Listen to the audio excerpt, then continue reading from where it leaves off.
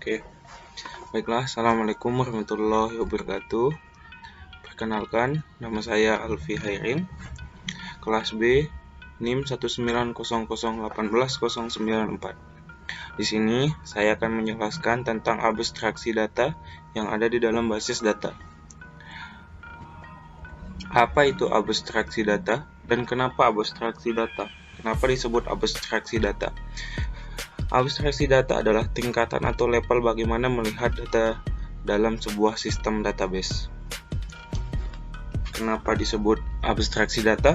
Disebut abstraksi data karena tidak ada bayangan yang memperlihatkan kondisi sesungguhnya yang bisa dilihat dengan kasat mata.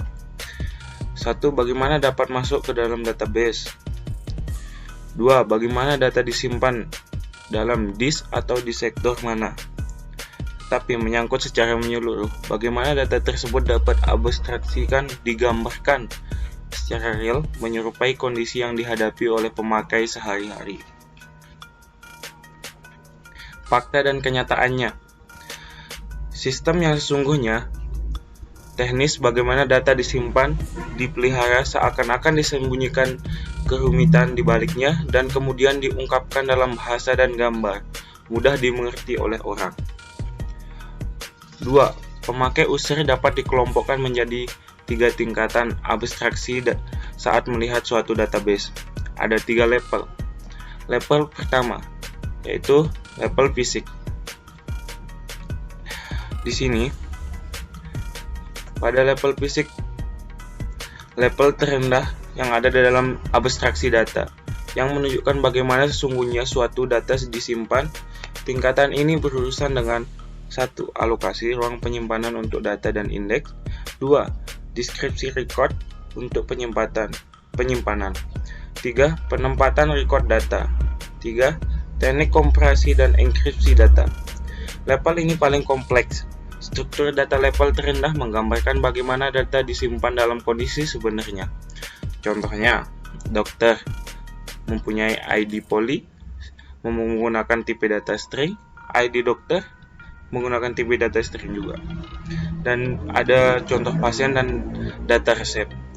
Jika digambarkan pada abstraksi data, level 1 ini ada di lingkaran merah tersebut. Selanjutnya level kedua, level konseptual. Pada level konseptual ini menggambarkan data apa yang sebenarnya disimpan dalam database serta hubungannya, relasi dengan data lainnya. Tingkat konseptual ini menyatakan 1. Menggambarkan data apa yang disimpan dalam database dan hubungan relasi yang terjadi antar data. Menggambarkan keseluruhan database, pemakai tidak memperdulikan kerumitan dalam struktur level fisik lagi. Digunakan oleh data administrator untuk memutuskan informasi apa yang akan dipelihara dalam suatu database. Contohnya, entitas, atribut, dan relasi. Jika digambarkan dalam abstraksi data, level yang kedua ini ada pada lingkaran merah tersebut, yang berhubungan dengan misalnya contoh pegawai supermarket dengan pembeli.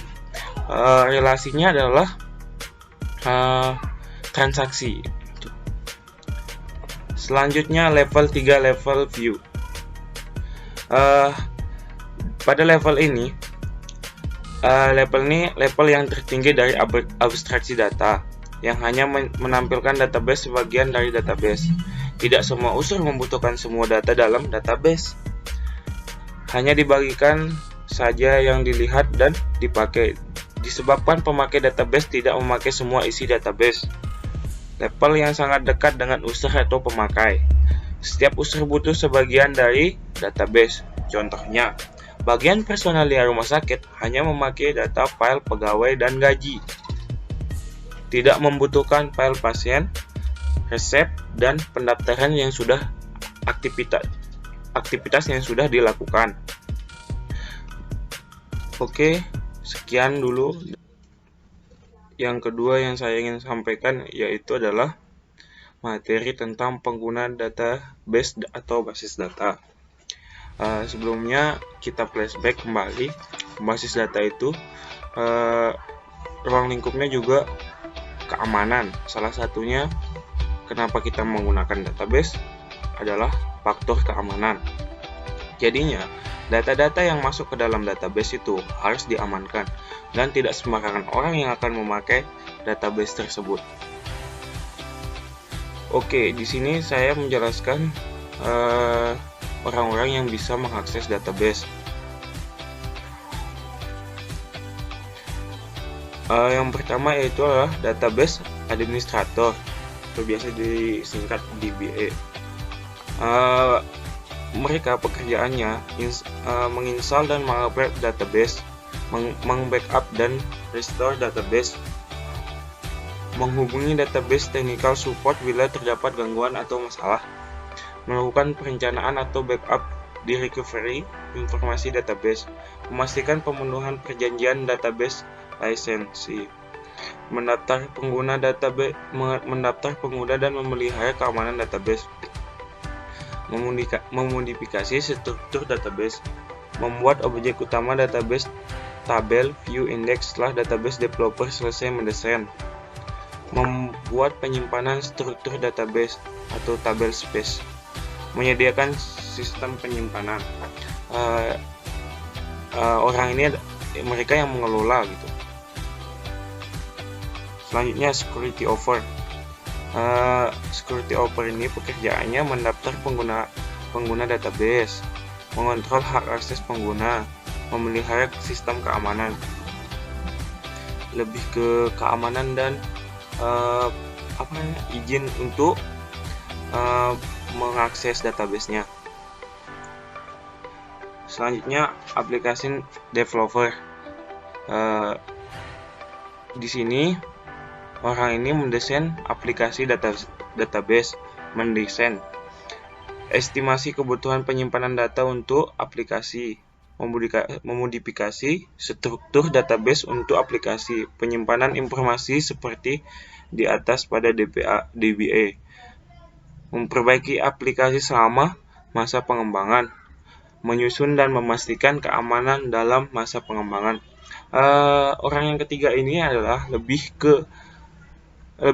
sering berhubungan dengan DBA juga, lebih ke kayak kalau orang yang buat rumah, DBA-nya orang yang tukang buat rumahnya, dan kalau application developer ini adalah desainnya itu yang anak teknik sipil lah itu, apa sih namanya?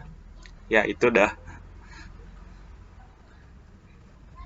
Selanjutnya orang yang keempat adalah application administrator, yaitu melakukan pengoperasian pada aplikasi tertentu. Kelima, database user, pengguna yang berinteraksi dengan database melalui aplikasi atau alat bantu lain. Network admin, ini orang yang terakhir menggunakan database, menghubungkan database dengan pengguna. Baiklah, mungkin hanya itu yang saya bisa sampaikan. Dua hal tadi semoga bermanfaat. Sekian dan terima kasih atas perhatiannya. Wassalamualaikum warahmatullahi wabarakatuh.